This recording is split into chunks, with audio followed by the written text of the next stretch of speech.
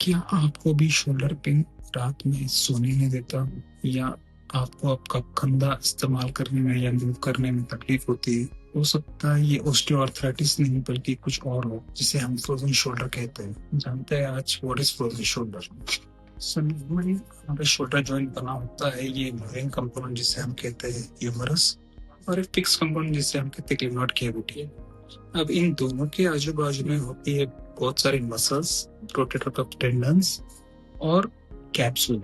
Frozen shoulder में हमने अमूमन देखा है कि पेशेंट्स के रेंज ऑफ मोशन जो होते हैं वो रिस्ट्रिक्टेड होते हैं, और उसका रीजन होता है मोस्ट कॉमनली इनके कैप्सूल्स जो है वो मोटे हो जाते हैं, चिकन हो जाते हैं, जिसकी वजह से इनका शोल्डर मूवमेंट करने में दिक्कत होती है और पेनफुल होता है।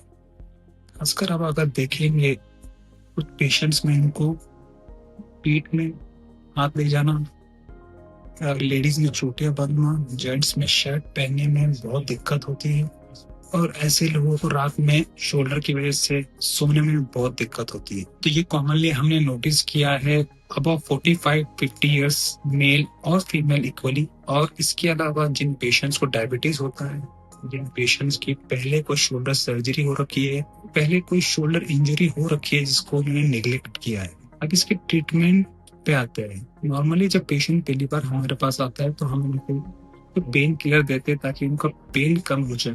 उसके बाद हम उनको एडवाइस करते हैं शोल्डर फिजियोथेरेपी, जिसके लिए आपको एक डेडिकेटेड स्पोर्ट्स फिजियोथेरेपिस्ट चाहिए जो आपसे शोल्डर के एक्सरसाइजेस करा सके, ताकि आपके जो कैप्सूल है वो स्ट्रेच हो, आपका शोल्डर जो है मोबाइल हो जाए, ताकि आप अपना पेन कम कर सकें। इसके बाद आता है मैनिपुलेशन अंडर एनेस्थीसिया, जिसमें हम आपको एक छोटी सी भूल देके आपके कंधे को खुला करते हैं, रेंज ऑफ मोशंस पूरे कंप्लीट करते हैं, जिससे आपके अंदर के एडेजेस टूट जाए।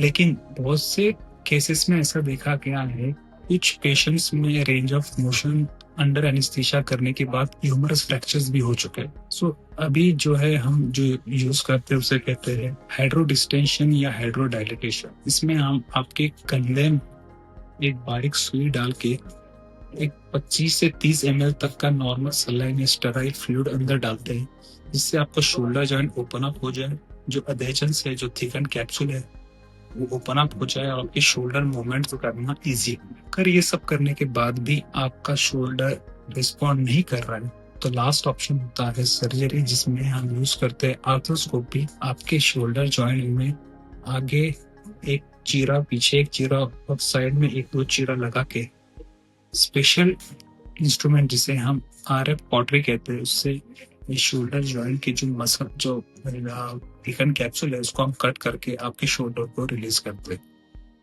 अगर आपको ये जानकारी पसंद आएगी तो आप उनके साथ प्लीज शेयर करें जिनको ये तकलीफ है, ताकि उनको भी इसके बारे में अवेयरनेस मिले। Thank you.